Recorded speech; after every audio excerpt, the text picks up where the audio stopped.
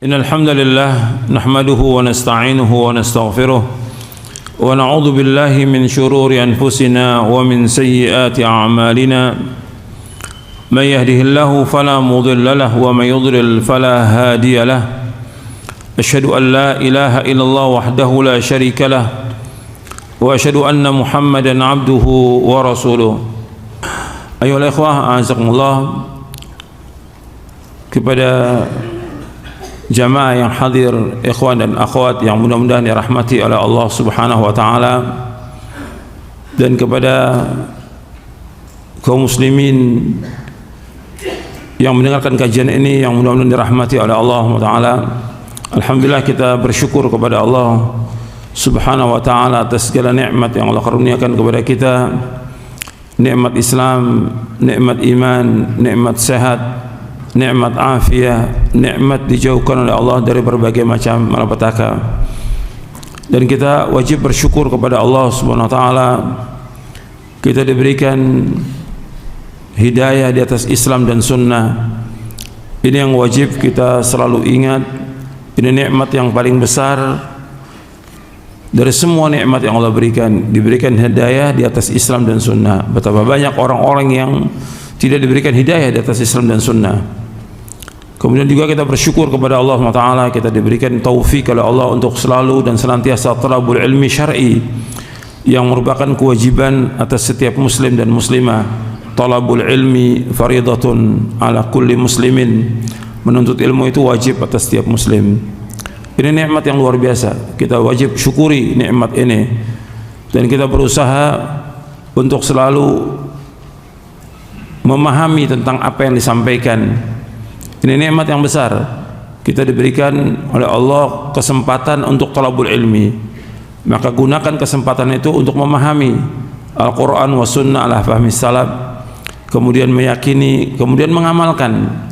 Karena ilmu itu wajib diamalkan. Tanpa amal nggak ada manfaatnya sama sekali. Dan diantara bentuk amal yang perlu Anda perhatikan, bagaimana kita menjaga adab-adab, baik itu adab kepada Allah SWT, baik itu adab kepada Rasulullah SAW, dan juga adab kepada makhluk. Dan ini dibahas oleh para ulama. Ibnu Qayyim juga bahas tentang masalah adab di dalam kitabnya Madarijus Salikin. Karena banyak, kalau kita lihat manusia ini, dia talabul ilmi, penuntut ilmu, talibul ilm, bahkan juga ustadz, tapi nggak punya adab. Adab ini penting dalam kita beragama, karena adab itu merupakan tanda kebahagiaan seseorang. Adab itu merupakan tanda kebahagiaan seseorang. Ketika dia tidak punya adab, itu sebagai tanda celakanya seseorang. Itu penjelasan Al-Imam Ibnu Qayyim dalam kitabnya Madarijus Salikin. Jadi ketika orang itu punya adab, itu kata beliau, itu merupakan unwan sa'adatihi. Wa qillatu adabihi unwanu syaqawatihi. Ketika dia qalil adab, kurang ajar, tidak punya adab, maka itu tanda celakanya dia. Nah, tinggal kita kembali kepada diri kita. Kita sudah ngaji, sudah nuntut ilmu, sudah belajar. Nah, sekarang bagaimana kita tatbiq dari adab itu, aplikasi dari adab itu, mempraktekkan adab itu, mengamalkan adab itu. Yang pertama tadi, adab kepada Allah. Adab kepada Allah Subhanahu wa taala, bagaimana kita mentauhidkan Allah, menjauhkan segala macam perbuatan syirik. Kemudian kita juga menisbatkan semua nikmat ini kepada Allah SWT, sebab semua yang datang dari Allah. Wa ma bikum min ni'matin fa min Allah. Apa aja nikmat yang kamu terima dari Allah SWT. Kemudian kita wajib untuk menetapkan semua nama-nama Allah SWT, menetapkan sifat-sifatnya, tidak boleh mengingkari, tidak boleh mentakwil, tidak boleh menanyakan tentang bagaimana sifat itu, tidak boleh menyamakan dengan makhluk dan yang lainnya yang sudah ada dalam kitab ini, dalam syarah Aqidah Ahlussunnah wal Jamaah. Dan kita wajib beribadah hanya kepada Allah. Ini adab kepada Allah. Allah yang menciptakan, Allah yang memberikan rezeki, Allah yang mengatur alam semesta ini, maka Allah satu-satunya yang berhak untuk diibadahi. Enggak boleh kita memalingkan ibadah itu kepada selain Allah. Ini adab kepada Allah. Kalau kita bahas tentang adab kepada Allah, banyak, Kak. Ini saya akan sebutkan sedikit aja dari adab-adab ini yang perlu juga antum ketahui. Bagaimana adab kita kepada Allah. Begitu juga ketika kita mendapatkan cobaan, ujian, musibah. Ini Allah yang berikan. Allah sudah takdirkan 50.000 tahun sebelum Allah menciptakan langit dan bumi.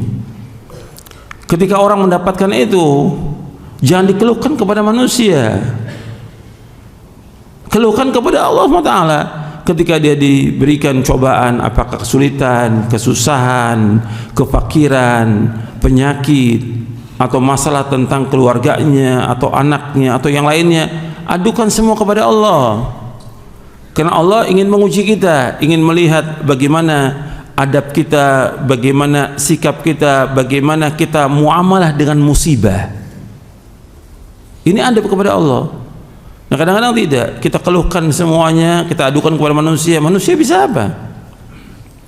Kadang-kadang masalah rumah tangga diceritakan kepada semua orang, apa manfaatnya? Adukan semua kepada Allah Ta'ala. Ada sakit, ada kekurangan dari rezeki yang Allah berikan sebagai ujian supaya dia tambah dekat dengan Allah Ta'ala, supaya juga dia introspeksi apa sih dosa yang dilakukan, sehingga dia bertaubat kepada Allah Ta'ala atas semua dosanya dan kembali kepada Allah. Jadi harus perhatikan tuh, adab kepada Allah tuh betul-betul harus dijaga gitu. Ketika dia nggak punya adab, bagaimana dia udah belajar sekian lama tapi nggak punya adab kepada Allah. Seorang talibul ilm, apalagi dia seorang dai, dia harus punya adab kepada Allah Subhanahu wa Ta'ala. Bagaimana dia beradab kepada Allah. Dan masih banyak lagi kalau kita lihat tentang adab ini. Bagaimana dia mengikhlaskan ibadah kepada Allah, karena yang perintahkan dia untuk sholat, untuk puasa, untuk sedekah, untuk baca Al-Quran, untuk menyampaikan ilmu, mendakwakan ilmu, Allah yang memerintahkan. Kalau Allah yang memerintahkan, semua lakukan karena Allah. Jangan mengharapkan sesuatu dari manusia. Lakukan itu dengan ikhlas, tidak boleh riya, tidak boleh pamer dalam ibadah. Tapi kalau kita lihat banyak orang yang pamer dalam ibadah. Pamer dalam ibadah. Hatta sholat, hatta dia umroh, haji, semua difoto semua, dipamerkan kepada manusia ibadahnya. Bahkan anaknya pun dipamerkan, udah bisa baca Quran, udah hafal, dipamerkan kepada manusia. Ini ibadah kepada Allah.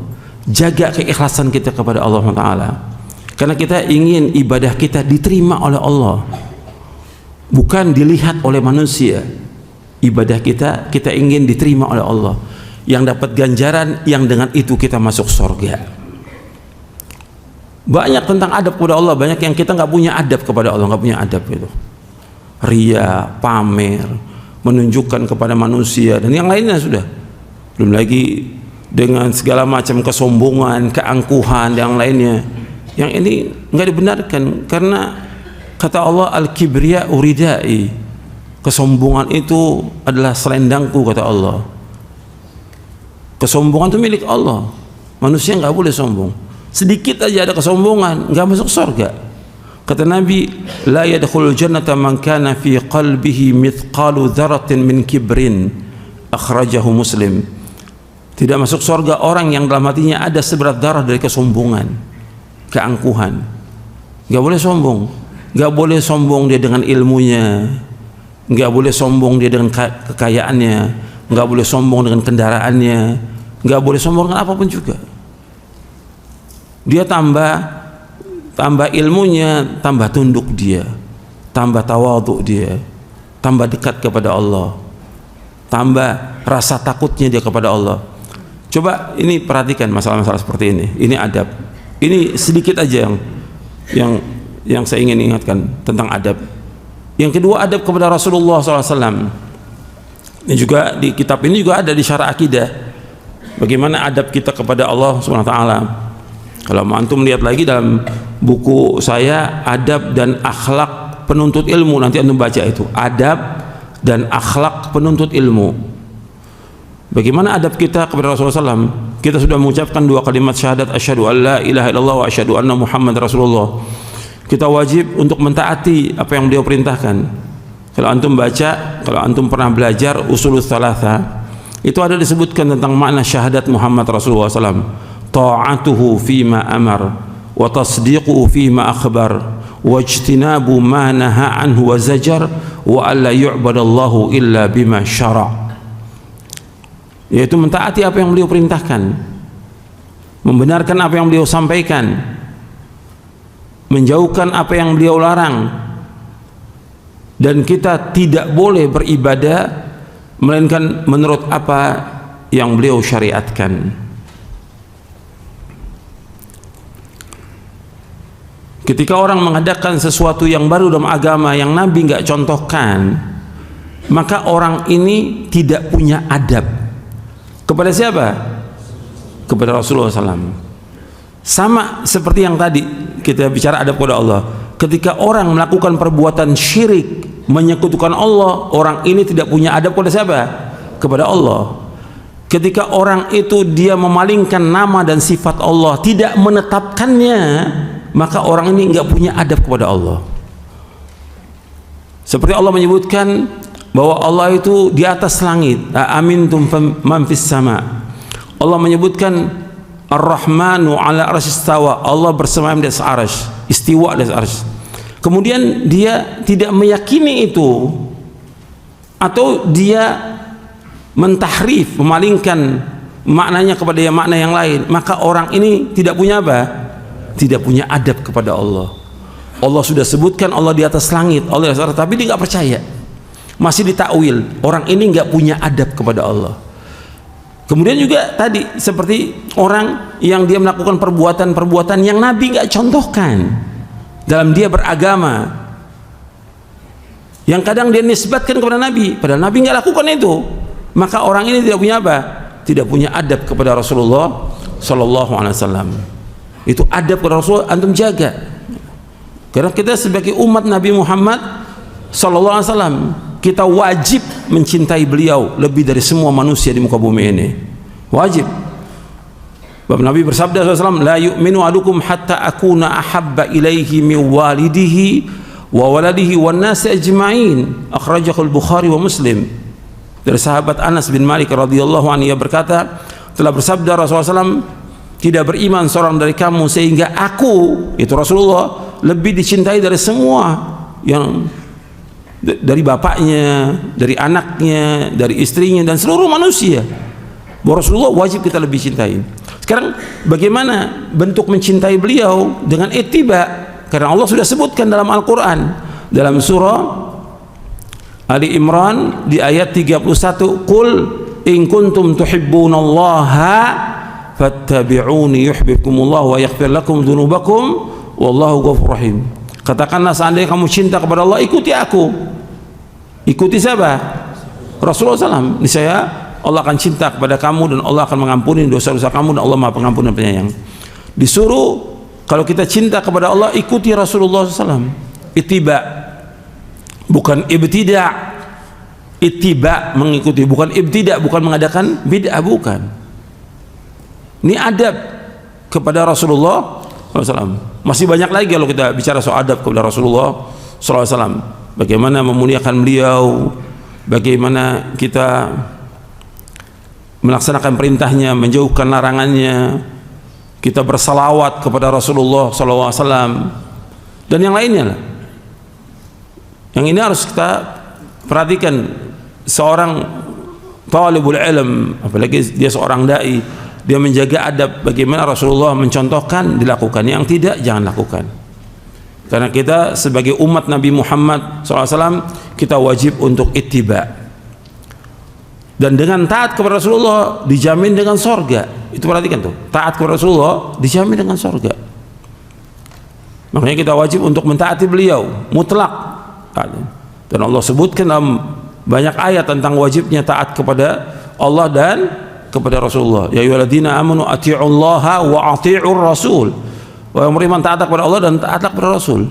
Banyak ayat dalam Al-Quran. Kemudian yang ketiga, ini saya enggak semuanya sekilas saja.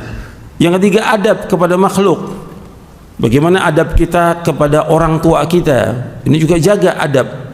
Dan saya sudah bahas tentang birrul walidain, berbakti pada kedua orang tua. Antum jaga itu adab antum.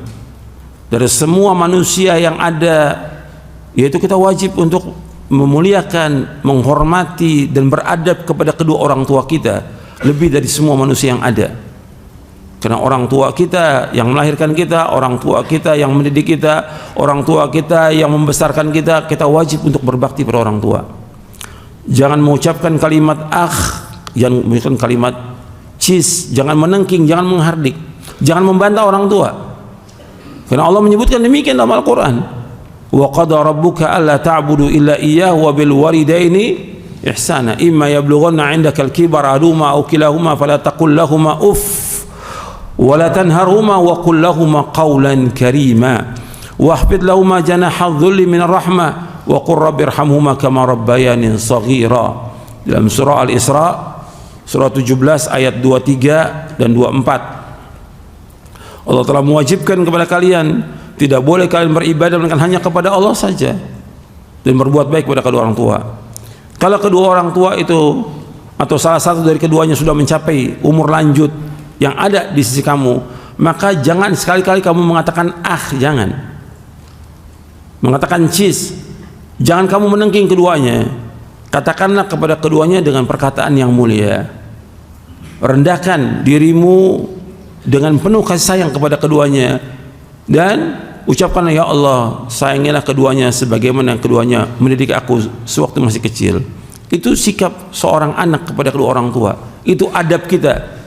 Jadi ketika orang itu dikatakan dia punya adab, pertama kali adab dia kepada manusia ini orang tuanya. Kadang banyak orang punya adab kepada temannya, dia punya adab, perkataannya lembut, baik, senyum kepada temannya.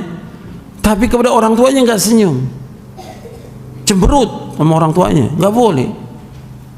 Mesti dia berbuat baik pada orang tuanya. Ini adab kepada orang tua. Perhatikan itu. Kalau diperintah, disuruh, sami'na wa ata'na. Jangan bantah, jangan marah. Orang tua itu banyak manfaatnya buat kita, dan dia sudah membesarkan kita. Kita belum bisa membalas jasanya kedua orang tua kita. Adab jaga itu orang tua. Kemudian juga adab kita jaga kepada guru itu. Karena itu sama dengan orang tua kita. Bahkan sebagian orang mengatakan kalau orang tua, sebagian orang tua maksud saya, dia hanya mampu melahirkan tapi nggak bisa mendidik anak dia. Tapi guru mendidik anak ini, tadinya nggak benar jadi baik, tadinya nakal kemudian berubah menjadi baik, dididik. Makanya disamakan guru itu dengan orang tua. Maka antum jaga itu, guru, ustadz antum jaga bagaimana adab antum kepada guru. Banyak saya lihat nggak punya adab, murid nggak punya adab kepada gurunya, banyak nggak punya adab, nggak punya akhlak gitu. Bagaimana adab dia kepada guru, bagaimana para ulama salaf itu adabnya kepada gurunya. Dan mereka nggak pernah lupakan mendoakan orang tuanya dan juga mendoakan gurunya. Bahkan Imam An-Nawawi pernah mengatakan bahwa syuyukhuna abauna. Syuyukhuna artinya syekh-syekh kami, guru-guru kami, abauna itu orang tua kami. Sampai seperti itu. Dia perlakukan baik sebagaimana dia perlakukan kepada orang tuanya. Adab. Karena orang tua mendidik dia, membimbing dia, guru juga sama. Bahkan ada kadang-kadang orang tua nggak bisa mendidik anak ini di atas Islam dan Sunnah, nggak bisa mendidik anak ini di atas Tauhid dan Sunnah, tapi guru mendidik dia. Tadi orang ini nggak ngerti agama jadi ngerti agama, tadinya nggak ngerti tentang Tauhid dan Syirik jadi ngerti, tadi nggak ngerti tentang Sunnah dan jadi ngerti, tadinya ada hal-hal yang dia tidak tahu bahwa ini haram, jadi dia paham. Dan setelah dia belajar, ini manfaat kita punya guru. Dia telah membimbing kita, mengajak kita kemana? Ke surga. Balas. Makanya Nabi menyebutkan SAW, man sana ilaikum ma'rufan fakafi'u. Barang siapa yang berbuat kebaikan kepada kamu, kamu balas. Fa ilam tajidu ma tukafi'unahu fad'u lahu hatta tarau annakum qad kafa'tumu. Dalam hadis yang sahih yang diriwayatkan oleh Imam Ahmad dan yang lainnya, Nabi bersabda, barang siapa yang berbuat kebaikan kepada kamu, kamu balas. Kalau kamu nggak mampu untuk membalasnya, doakan dia, doakan sampai kamu merasa kamu sudah membalasnya. Guru yang telah mengajarkan kebaikan kepada kita, kita nggak mampu untuk membalas kebaikannya. Karena kalau kita nggak mampu membalas kebaikannya, doakan. Makanya Imam Ahmad nggak pernah berhenti mendoakan gurunya. Siapa? Imam Syafi'i. Dalam sholatnya selalu mendoakan Imam Syafi'i. Ada berapa gurunya Imam Ahmad yang Imam Ahmad doakan dalam sholatnya? Itu adab kepada guru. Kita nggak mampu untuk balas kebaikan, doakan dengan kebaikan. Dan ketika kita bertemu, kita salam, ucapkan salam, menegur, dan yang lainnya banyaklah hal yang kita harus punya adab dalam pergaulan kepada guru.